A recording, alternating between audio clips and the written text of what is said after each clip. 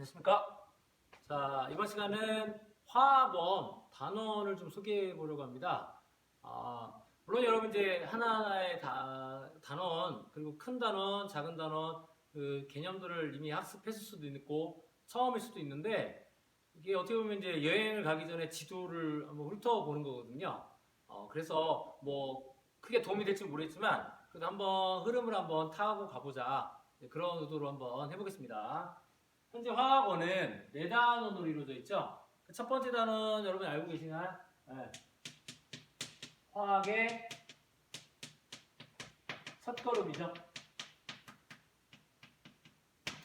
자, 그래서 이제 여기서는 이제 우리가 화학을 배우는데 이제 고등학교에서 화학원이 어떻게 보면 제대로 된 화학이니까 통합과학에서 배운 이제 화학 개념도 있는데 물론 더 기초적이고 중요하지만 이제 제대로 된 화학으로는 이제 화학원이 처음이라서 화학을 어떻게 배워갈 것이냐에 대한 얘기죠.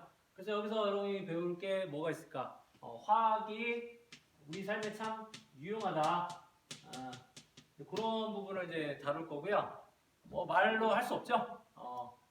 여러분이 먹고 쓰고 입고 자는 모든 것에 화학과 관련되지 않은 것은 없기 때문에 그리고 심지어 우리 생명체조차도 화학과 관련이 매우 깊죠. 그 다음에 그 중에서도 이제 우리가 생활 속에서 특히 이제 플라스틱과 관련돼서 탄소화물 이것도 매우 유용하죠. 물론 이제 요즘 미세 플라스틱이나 이제 환경 문제가 좀 많이 빚어지고 있는데 그런 이제 어떻게 보면 과학의 양면이거든요.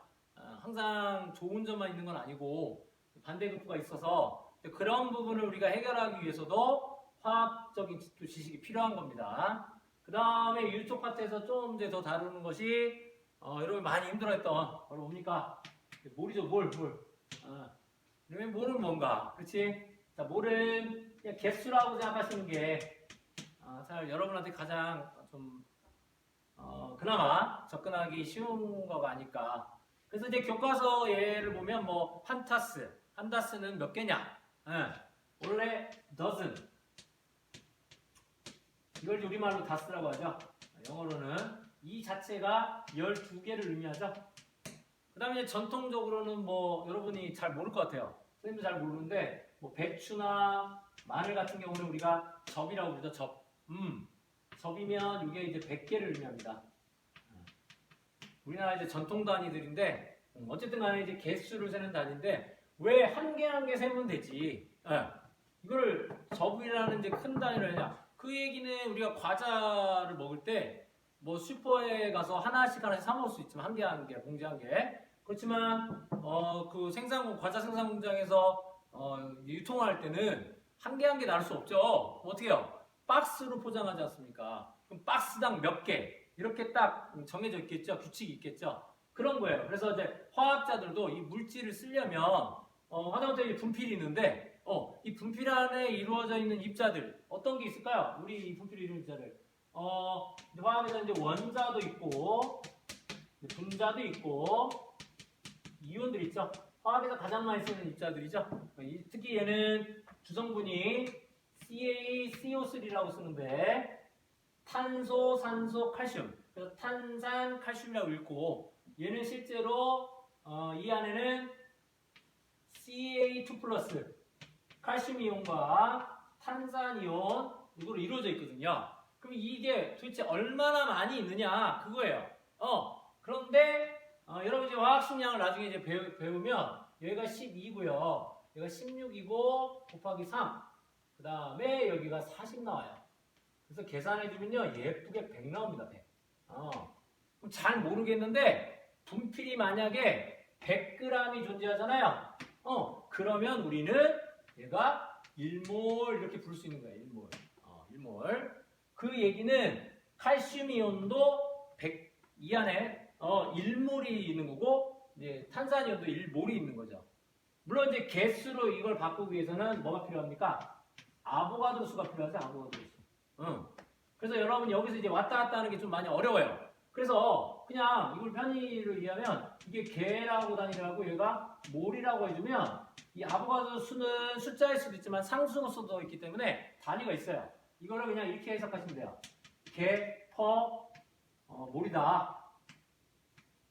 그러니까 개와 몰을 연결해주는 환산인자입니다. 뭐 이제 정확한 값이야 우리가 뭐 다 할 필요 없지만 대략 6 곱하기 10의 23승 정도 보시면 되겠잖아요. 그래서 결론은 그거야. 뭐를 개수로 환산하거나 개수를 뭘로 환산할 때는 이 아보가수를 곱하거나 나눌 텐데 그 곱하거나 나누는 것도 머리로 외우게 되면 친해지고 나서 들어가는 게 아니라 미리 외우지 마시고 다 보세요. 뭐를 개로 바꾸고 싶어요. 그럼 어떻게 하면 돼? 얘가 개펑 몰이잖아요. 곱하는 순간 단위가 사라져요.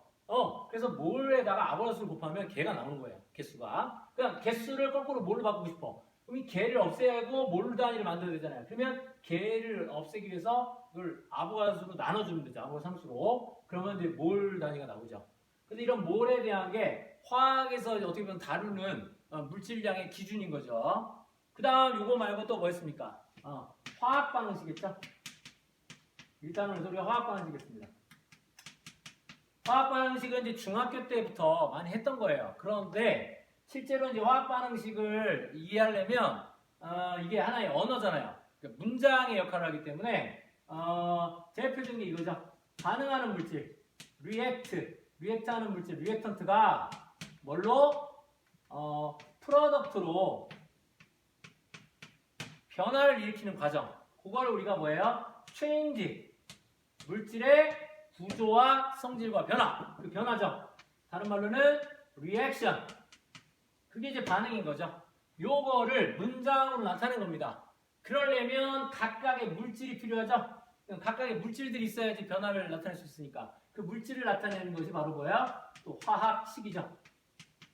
그 다음 이 화학식을 나타내는 기호는 뭡니까? 그렇죠. 이게 바로 원소 기호로 이루어져 있죠. 그래서 영어의 알파벳, 그 다음에 단어, 그 다음에 이제 문장 역할을 하는 이런 화학 반응식. 요거에 대한 개념이 잘 들어있어야 우리가 이제 정량적인 관계를 따질 수 있어요. 그러니까 수량이 얼마큼 되냐. 그러니까 반응물을 얼마큼 쓰면 생산물을 얼마큼 만들 수 있고, 거꾸로 생산물을 얼마큼 만들려면 반응물 재료가 얼마큼 필요한지. 근데 어떻게 보면 이런 걸 왜 계산해야 될까라는 또 고민도 하지만 이 모든 것이 이제 경제와 관련이 있어요. 경제. 우리 주변에 이 모든 자원이 무한하지 않잖아요. 한정돼 있어요.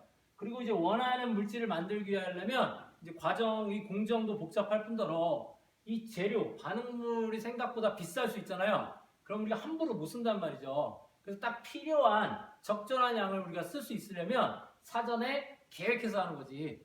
이게 경험으로 통해서 하는 것이 아니라 이제 그 데이터를 가지고 실제는 실험을 하지 않고도 이 화학 반응식을 통해서 예측할 수 있는 겁니다. 그래서 이 화학 반응식의 가치가 있는 거죠.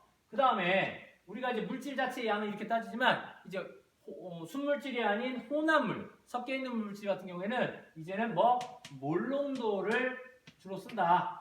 특히 우리 수용액 같은 경우에는 물이 기본적으로 용매인 상태에서 용질들이 들어있죠. 대표적인 게 산염기가 그런 대표적인 예죠.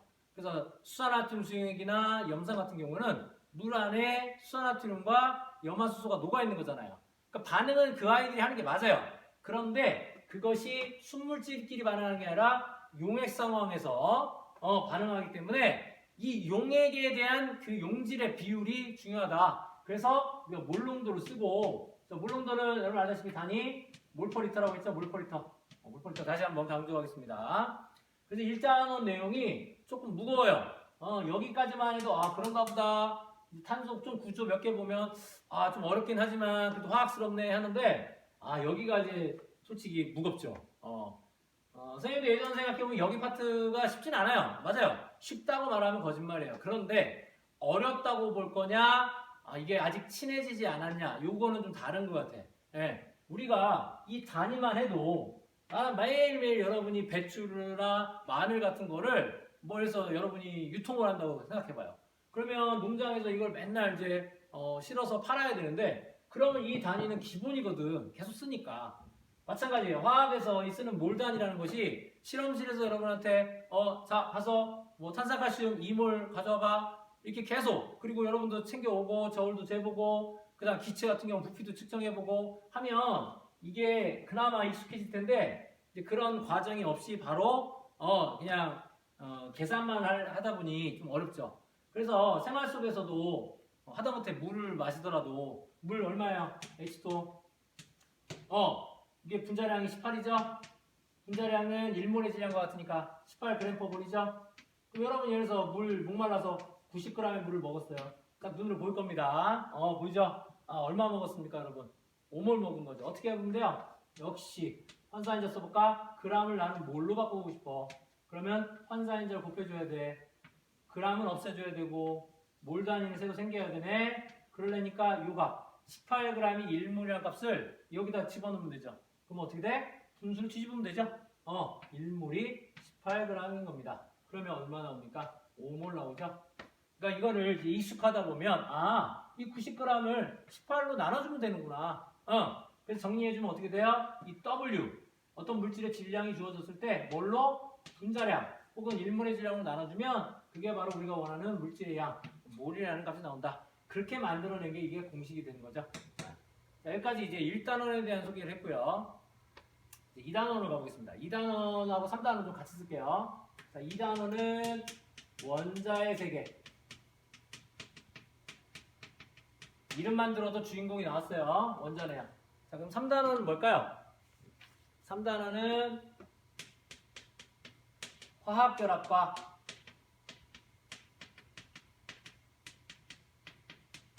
분자의 세계죠. 3단원의 주인공은 누구예요? 분자죠. 근데 분자 말고 또 있어요. 바로 화학결합입니다. 자, 이게 뭘까요? 자, 우리가 화학에서 가장 중요한 입자를 골라라. 뭐 여러 가지 있지만 기본적으로 우리가 원자를 잡죠. 물질을 구성하는 가장 작은 입자를 보죠. 그 이 얘기는 뭐냐? 아니 선생님 원자도 그 안에 뭐가 있어요? 원자핵과 전자로 분명히 이루어져 있어요. 그리고 실제 우리가 화학원에서도 원자의 구성 입자를 다루잖아요. 그리고 이걸 밝혀낸 역사, 지금부터 한 100여 년 전에 나타났던 현대과학에서 엄청난 큰 역사였기 때문에 중요한데 실제로 화학에서 다룬 이 물질이라는 거, 우리는 화학은 뭘 다룬다? 물질을 다룬다. 이 물질의 성질을 논할 때는 이 원자 이하의 핵까지 갈 필요도 없는 거죠. 실제로는 이 원자 정도의 스케일에서 우리가 설명이 가능한 거죠. 더 정확하게 설명해줄 실제는 이제 저 중요한 성질은 바로 이 전자가 가지고 있는 거죠. 자, 그럼 이거 한 번만 생각해 보세요. 만약에 원자가 안정했다면, 화학에서 이 말 많이 씁니다. 안정. 영어로는 stable 아니면 unstable, 안정한, 불안정한. 그래서 안정성 하면 stability. 자, 안정해지려고 한다는 의미는 좀 여러분이 좀 많이 어려울 수 있지만 이렇게 생각하면 좋을 것 같아요. 에너지 측면에서 봤을 때는 에너지를 낮추는 과정입니다. 여러분이 서 있으면 허리 아프잖아요. 그럼 뭐 하고 싶어요? 앉고 싶어요. 앉으면 또 뭐 하고 싶어요? 눕고 싶거든요. 당연한 거예요. 그게 어떻게 보면 자연의 순리입니다. 왜? 나의 이 무게중심이 위치가 점점 낮아질수록 나의 위치 에너지가 낮아지거든요. 그러면 상대적으로 더 안정해진다라고 설명해요. 자, 그럼 봐. 원자가 안정할까 불안정할까? 이게 퀴즈야. 안정하면 어떻게 될까요? 안정하면 나 지금 좋아. 누워있는데 너무 안정해. 그럼 가만히 있겠지. 근데 누워있는 것보다 더 안정한 자세가 있다 보면 더 찾아가겠죠. 마찬가지예요. 원자 자체가 안정했다면 더 이상 할 얘기는 없는 거예요. 근데 안타깝게도 원자가 안정하지 않더라 이거야. 안정한 아이들이 예외적으로 있긴 하죠. 누가 있어요? 바로 18조 원소죠. 근데 예전에는 비활성 기체란 말 썼는데 그것도 이미 좀 틀린 말이에요. 활성이 작은 건 맞아. 그러니까 반응성, 활성도 반응성인데 반응하는 성질이 안정하기 때문에 적은데 실제는 이미 반응 다 했어요. 뭐 지논, 뭐 아르곤, 그다음 뭐 헬륨 다 반응합니다.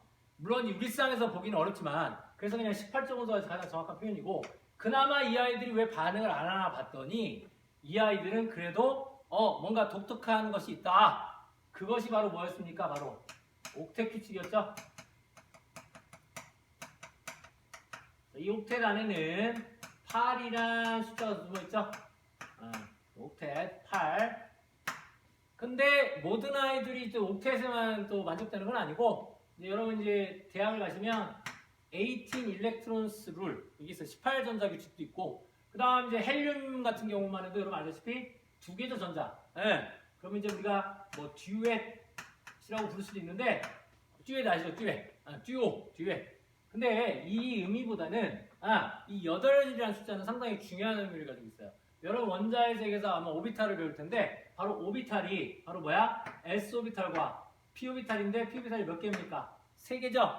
뭐 써주면 px, py, pg인데 요 3개 총 몇 개예요? 4개의 오비탈이고 이 4개의 오비탈에 각각에 채워지는 전자는 여러분이 싸마울리, 파울리, 베타울리, 훈트 기출 배웠죠? 어쨌든 간에 이걸 다 채울 수 있다면 이걸 다 채웠을 때 하나당 파울리, 베타울리에 의해서 스핀이 반대인 2개의 전자가 채워지니까 몇 개씩? 업다운, 업다운, 업다운, 업다운해서 8개가 채워지죠. 결국에는 이 옥텟 규칙이라는 것은 실제로는 s오비탈과 p오비탈을 채우는 것을 말합니다. 그래서 이걸 다 채우고 봤더니 실제 상대적으로 안정성이 생긴다는 거예요. 안정성이 생긴다는 얘기는 변화하고 싶지 않다는 거고. 그래서 이 아이들의 외국 이름이 뭐냐면 18조 원소 아이들의 이름이 노블가스야. 노블가스. 노블이 뭐예요? 뭐 고귀한? 도도한. 그러니까 도도해. 옆에서 반응하려고 나 안 해. 나 괜찮아. 이런 거죠. 그런데 18조 원소를 뺀 나머지 아이들 현재 주기표상에는 118번까지 완성돼 있죠. 뭐 18쪽 해봤자 몇 개 안 돼요. 7개인가? 그거 빼면 100까지 넘는 아이들은 실제로 다 어떤 아이들입니까? 불안정한 아이들입니다. 불안정한 아이들. 혼자서는 불안정한 아이들이에요. 어떻게 보면 인간사하고도 비슷해. 사람이 아무리 완벽해 보여도 완벽한 사람은 없거든요. 그러니까 어떻게? 서로의 불안전함을 서로 채워주기 위해서 우리가 같이 공동체를 이루고 사회를 이루는 거잖아요. 그거 마찬가지로 보시면 되겠어요. 그러니까 원자가 많이 안정했다면 그대로 있을 텐데 얘가 안정하지 못해. 안정해주고 싶어. 그 선택. 그 다음 이제 물질마다 좀 다른데 이 원자 특히 이제 원소는 여러분 알다시피 뭐로 이루어져 있죠? 그렇죠. 금속 원소와